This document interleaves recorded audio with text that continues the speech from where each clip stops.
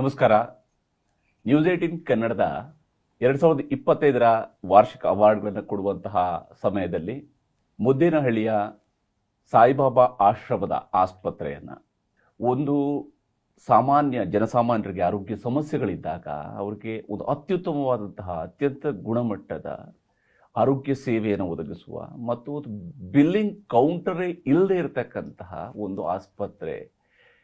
ಅದು ಭಕ್ತರು ಭಗವಂತನ ಸ್ವರೂಪಿಯಾಗಿ ಪುಟ್ಟಪರ್ತಿಯ ಸತ್ಯಸಾಯಿ ಬಾಬಾ ಅವರನ್ನ ಕಂಡಿರುವಂಥದ್ದು ಇತಿಹಾಸದ ಭಾಗ.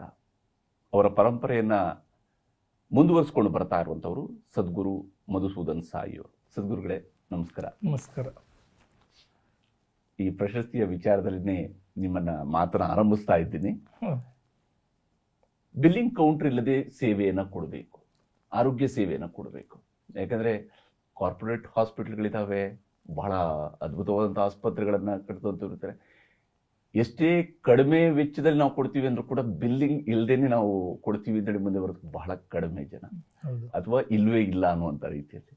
ಯಾಕೆ ಇಂಥದ್ದು ನಿರ್ಧಾರವನ್ನ ಸಾಯಿಬಾಬಾ ಅವರ ಹೆಸರಿನ ಮೂಲಕವಾಗಿ ಶುರುವಾಗಿರ್ತಕ್ಕಂತಹ ಈ ಸಂಸ್ಥೆಯಲ್ಲೂ ಕೂಡ ಯಾವ ರೀತಿಯಾಗಿ ಇದನ್ನು ಮುಂದುವರಿಸ್ಕೊಂಡು ಪರಂಪರೆಯನ್ನು ಮುಂದುವರಿಸ್ಕೊಂಡು ಹೋಗ್ತಾ ಇದೆ? ಮೊದಲನೇಯಾಗಿ ನಿಮ್ಮೆಲ್ಲರೂ ಕೂಡ ನಮ್ಮ ಸಂಸ್ಥೆ ಪರವಾಗಿ ತುಂಬ ಹೃತ್ಪೂರ್ವವಾದಂಥ ಧನ್ಯವಾದಗಳು ಹೇಳಲಿಕ್ಕೆ ನಾವು ಇಷ್ಟಪಡ್ತಾ ಇದ್ದೀನಿ. ಯಾಕೆಂದರೆ ತಾವು ಇಷ್ಟೆಲ್ಲ ಹಾಸ್ಪಿಟಲ್ಸ್ ಎಲ್ಲ ನೋಡಿದ ಮೇಲೆ ಕೂಡ ನಮ್ಮ ಹಾಸ್ಪಿಟಲ್ನು ಈ ಸಂಸ್ಥೆಯ ಒಂದು ಚಾರಿಟಿ ಹಾಸ್ಪಿಟಲನ್ನು ಬರಿ ಮಾಡಿಕೊಂಡು ಈ ಸಂಸ್ಥೆಗೆ ಇಂಥ ಗೌರವ ತಾವು ಕೊಟ್ಟಿದ್ದೀರಿ, ಅದಕ್ಕೆ ತುಂಬ ಧನ್ಯವಾದ.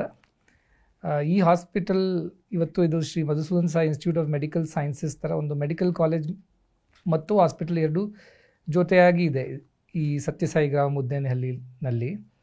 ಇಲ್ಲಿ ಎಲ್ಲ ಉಚಿತವಾಗಿ ನಾವು ಯಾಕೆ ಕೊಡ್ತಾ ಇದ್ದೀವಿ ಅಂತ ತಾವು ಪ್ರಶ್ನಿಸಿದಾಗ ಅದಕ್ಕೆ ಒಂದೇ ಕಾರಣ, ನಾವು ಒಂದೇ ಜಗತ್ತು ಒಂದೇ ಕುಟುಂಬ ಅಂಥದ್ದೊಂದು ಆ ಭಾವನೆಯಲ್ಲಿ ನಾವು ನಂಬ್ತಾ ಇದ್ದೀವಿ. ಅಂದರೆ ಎಲ್ಲರೂ ನಮ್ಮವರೇ, ಬೇರೆಯವರಲ್ಲ. ಈ ವಸುಧೈವ ಕುಟುಂಬಕಂ ಅಂಥದ್ದು ಯಾವುದು ನಮ್ಮ ಉಪನಿಷತ್ತುಗಳಲ್ಲಿ ಬರೆದಿದೆ, ಅದನ್ನೇ ನಾವು ಪುರಸ್ಕರಿಸಿ ನಮ್ಮ ಸಂಸ್ಥೆಯಲ್ಲಿ ಅದನ್ನು ಪೂರ್ಣತಃ ನಾವು ಪಾಲಿಸ್ತಾ ಇದ್ದೀವಿ. ಅದೇ ಬಾಬಾ ಅವರ ಸಂದೇಶ ಕೂಡ, ಎಲ್ಲ ಮಾನವರು ಕೂಡ ನಮ್ಮವರೇ, ನಮ್ಮ ಕುಟುಂಬದ ಸದಸ್ಯವರೇ. ಅದರಲ್ಲಿ ಕೂಡ ಬಡವರು, ಯಾರಿಗೆ ಬೇರೆ ದಾರಿ ಇಲ್ಲ, ಬೇರೆ ಒಂದು ಸಾಮರ್ಥ್ಯ ಇಲ್ಲ, ಅಂಥವ್ರಿಗೆ ನಾವು ನಮ್ಮವರಂತ ಅಂದ್ಕೊಂಡು ಸೇವೆ ಮಾಡೋದು ದೊಡ್ಡ ಪುಣ್ಯ ಅಂತ ಅವ್ರು ಯಾವಾಗಲೂ ಹೇಳ್ತಾ ಬಂದಿದ್ದರು. ಮಾನವ ಸೇವೆಯೇ ಮಾಧವ ಸೇವೆ ಅಂತ ಅವ್ರು ಹೇಳ್ತಾ ಇದ್ರು. ಅದನ್ನೇ ನಾವು ಭಾವಿಸಿಕೊಂಡು ಇಂಥ ಹಾಸ್ಪಿಟಲ್ ಕಟ್ಟಿದ್ದೀವಿ. ಇಲ್ಲಿ ನಾವೆಲ್ಲರೂ ಕೂಡ ಬಾಬಾ ಅವರ ಅನುಯಾಯಿಗಳು, ಭಕ್ತರು. ನಾವು ಅವರ ಸಂಸ್ಥೆಯೆಲ್ಲ ಓದಿದ್ದೀವಿ ಪುಟ್ಟಪರ್ತಿನಲ್ಲಿ. ಆ ಸಮಯದಲ್ಲಿ ಕೂಡ ಅವರ ಪ್ರವಚನಗಳೆಲ್ಲ ಹೇಳಿ ನನಗೆ ತುಂಬ ಪ್ರಭಾವ ಬೀರಿದೆ ನನ್ನ ಮೇಲೆ. ಅಂಥ ಜೀವನ ನಾವು ಮಾಡಬೇಕು, ಅವರ ಆಶೀರ್ವಾದದಿಂದ ಇಂಥ ಸಂಸ್ಥೆಗಳು ನಾವು ಕಟ್ಟಬೇಕು ಅಂತ ಆ ಭಾವನೆ ಇತ್ತು.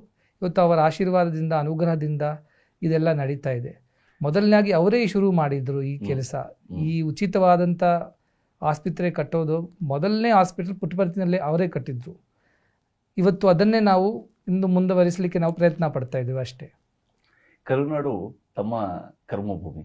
ಹೌದು. ನೀವು ಇಲ್ಲಿ ಕನ್ನಡ ಕಲ್ತಿರೋದ್ರಿಂದ ಹಿಡಿದು ತಮ್ಮ ಇಲ್ಲಿ ಕರ್ನಾಟಕದ ಜೊತೆಗಿನ ಕನೆಕ್ಷನ್ ಬಗ್ಗೆ ತಾವು ಹೇಗೆ ಇದನ್ನ ಹೇಳ್ತೀರಿ?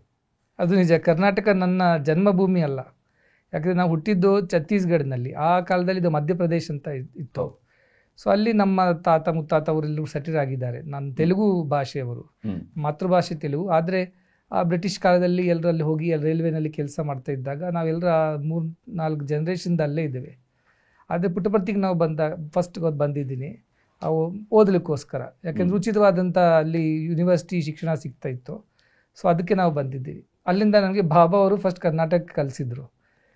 ಸ್ವಲ್ಪ ಕೆಲಸ ಮಾಡು, ಸ್ವಲ್ಪ ಅನುಭವ ನಿಮಗೆ ಆಗಬೇಕು, ಅದಾದಮೇಲೆ ನಾನು ಕರಿತೀನಿ, ಬೇರೆ ಏನು ಮಾಡಬೇಕು, ಏನು ಸಂಸ್ಥೆಯಲ್ಲಿ ಎಂಥ ಕೆಲಸ ಮಾಡಬೇಕು ಅದ್ರ ಬಗ್ಗೆ ನಾವು ಹೇಳ್ತೀನಿ ಅಂತ ಹೇಳಿದರು. ಆದರೆ ನಾವು ಬೆಂಗಳೂರಿನಲ್ಲಿ ತುಂಬ ವರ್ಷ ಕೆಲಸ ಮಾಡಿದ್ದೀನಿ, ಒಂದು ಬ್ಯಾಂಕ್ನಲ್ಲಿ ಕೆಲಸ ಮಾಡಿದ್ದೀನಿ. ಅದಾದಮೇಲೆ ಬಾಬಾ ನಮ್ಮನ್ನು ಆರಿಸ್ಕೊಂಡು ಇಂಥ ಒಂದು ಕೆಲಸ ನಮಗೆ ಕೊಟ್ಟರು. ಈ ಕರ್ನಾಟಕದಲ್ಲಿ ಇದ್ದು ಇವತ್ತು ನನಗೆ ಬಹುಶಃ 20 ವರ್ಷ ಆಗಿದೆ, 20 ವರ್ಷಕ್ಕಿಂತ ಹೆಚ್ಚು ಆಗಿದೆ. ಅದಕ್ಕೆ ಕರ್ನಾಟಕ ಅಂದರೆ ನನಗೆ ತುಂಬ ಪ್ರೀತಿ. ಇಲ್ಲಿ ಜನರು ತುಂಬ ಒಳ್ಳೆಯವರು, ತುಂಬ ಆತ್ಮೀಯದಿಂದ ಅವರು ಇರ್ತಾರೆ. ಜನರು ಎಲ್ಲರನ್ನು ಆರಿಸ್ಕೊಡ್ತಾರೆ, ಅವ್ರನ್ನಲ್ಲೇ ಅವರನ್ನು ಸ್ವೀಕರಿಸ್ತಾರೆ. ಅದು ನನ್ನ ಅನುಭವ. ಮತ್ತು ಈ ಕರ್ನಾಟಕವೇ ನನ್ನದು ಇವತ್ತು ಕರ್ಮಭೂಮಿ ಆಗಿದೆ. ಬಾಬಾ ಅವರು ನನಗೆ ಅದನ್ನೇ ಹೇಳಿದರು, ನಿನ್ನ ಜನ್ಮಭೂಮಿ ಇಲ್ಲ ಇದು, ಆದರೆ ನಿನ್ನ ಕರ್ಮಭೂಮಿ ಕರ್ನಾಟಕವೇ.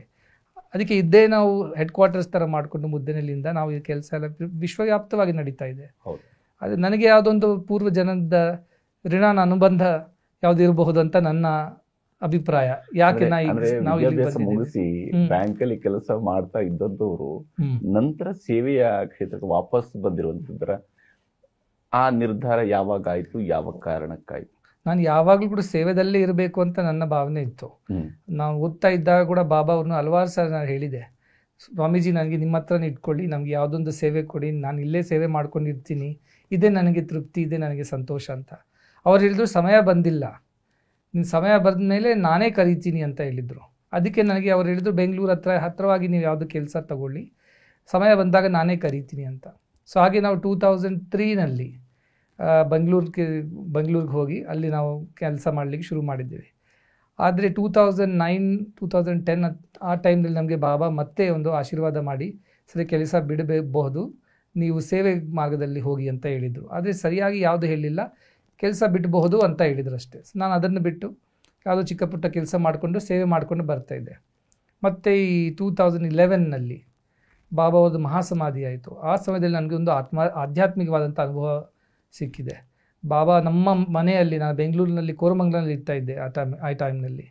ಸೊ ಅಲ್ಲಿ ನಮ್ಮ ಕೊನೆಯಲ್ಲೇ ಬಾಬಾ ಅಲ್ಲಿ ನಿದ್ದು, ಅಂದರೆ ದೇಹ ಇಲ್ಲ, ಒಂದು ಸೂಕ್ಷ್ಮ ರೂಪದಲ್ಲಿ ಬಂದು ನನಗೆ ಹೀಗೆ ಒಂದು ಆದೇಶ ಕೊಟ್ಟಿದ್ದರು, ಹೀಗೆ ಈ ಮುದ್ದೆನಳ್ಳಿಗೆ ಹೋಗು, ಅಲ್ಲಿ ಇಂಥವ್ರು ಇರ್ತಾರೆ, ಅವ್ರನ್ನ ಭೇಟಿಯಾಗು, ಅಲ್ಲಿಂದ ಈ ಕೆಲಸ ಶುರುವಾಗುತ್ತೆ, ತನಗೆ ತಾವೇ ಅದು ಬೆಳೀತಾ ಹೋಗುತ್ತೆ, ನೀವು ಉಪಕರಣವಾಗಿ ಅಲ್ಲಿ ಇರು, ನಾನೆಲ್ಲ ಮಾಡ್ತೀನಿ ಅಂತ ಒಂದು ಆಶ್ವಾಸನೆ ಕೊಟ್ಟು ನಮಗೆ ಇಲ್ಲಿ ಕಲಿಸಿದ್ರು. ಆ ಅನುಭವವನ್ನು ನಾವು ನಂಬಿ ಇಲ್ಲಿಗೆ ಬಂದ ಮೇಲೆ ಎಲ್ಲರನ್ನ ಭೇಟಿ ಆದಮೇಲೆ ಎಲ್ರಿಗೂ ತುಂಬ ಸಂತೋಷವಾಯಿತು.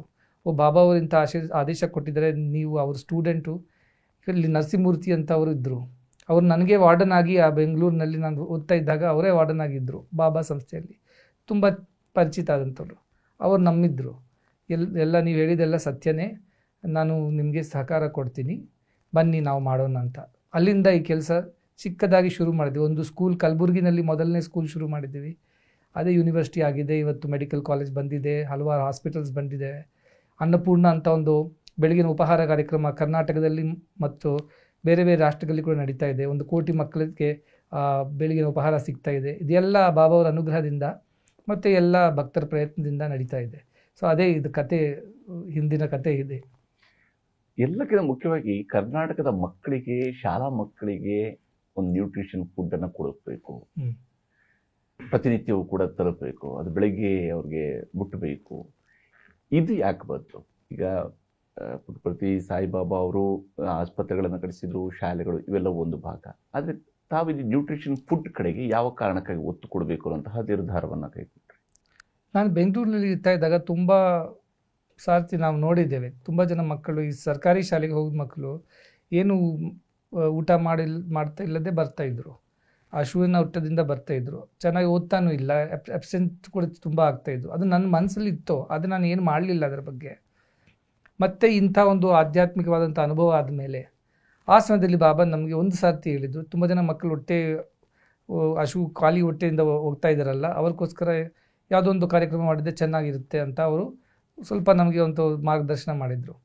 ಸೊ ನಮಗೆ ಒಂದು ಆನಂದ್ ಅಂತ ನಮ್ಮ ಸನ್ಮಿತ್ರರಿದ್ದರು, ಅವ್ರು ನಾನು ಕರೆದು ಹೇಳಿದ್ದೆ, ಸ್ವಲ್ಪ ನಾವು ಇಂಥ ಒಂದು ಮಾಡಬಹುದಾ, ನಿಮಗೆ ಇಷ್ಟ ಇದೆಯಾ, ನೀವು ಇದರಲ್ಲಿ ಭಾಗವಹಿಸ್ತೀಯಾ? ಅವರು ಖುಷಿಯಾಗಿ ನಾವು ಕೂಡ ನಿಮ್ಮ ಜೊತೆ ಸೇರಿಕೊಳ್ತೀವಿ ಅಂತ ಹೇಳ್ಕೊಂಡು ಅವರು ಜಾಯ್ನ್ ಆಗಿದ್ದರು. ಹಾಗೆ ಚಿಕ್ಕದಾಗಿ ಒಂದು 50 ಜನ ಮಕ್ಕಳಿಗೆ ದೊಡ್ಡಬೇಲೆ ಅಂತ ಒಂದು ಜಾಗ ಇದೆ ಕೆಂಗೇರಿ ಹತ್ರ, ಅಲ್ಲಿ ಒಂದು ಚಿಕ್ಕ ಸ್ಕೂಲ್ನಲ್ಲಿ ತಾಂಡಾದಲ್ಲಿ ಅಲ್ಲಿ ನಾವು ಶುರು ಮಾಡಿದ್ದೇವೆ 50 ಜನ ಮಕ್ಕಳಿಗೆ. ಅದೇ ಅದರ ಪ್ರಭಾವ ನಾವು ನೋಡಿದ್ದೇವೆ. ಬೇರೆ ಬೇರೆ ಸ್ಕೂಲ್ ಅವರು ಕೂಡ ಬಂದು ನಮ್ಮ ಸ್ಕೂಲ್ನಲ್ಲಿ ಕೂಡ ಶುರು ಮಾಡಿ, ನಮ್ಮ ಶಾಲೆಯಲ್ಲಿ ಕೂಡ ಶುರು ಮಾಡಿ ಅಂತ ಹೇಳಿದಾಗ ಅವನು ಅಂದ್ಕೊಂಡಿದ್ದು ದೊಡ್ಡದಾಗಿ ಬೆಳೆಯುತ್ತೇನೋ. ಮತ್ತು DO BO ಎಲ್ಲರ ಹತ್ರ ನಾವು ಮಾತಾಡಿ ಅವ್ರಂಥ ಪರ್ಮಿಷನ್ ಎಲ್ಲ ತಗೊಂಡು ಇದು ಚಿಕ್ಕದಾಗಿ ನಾವು ಶುರು ಮಾಡಿದ್ದೀವಿ 2012ನಲ್ಲಿ.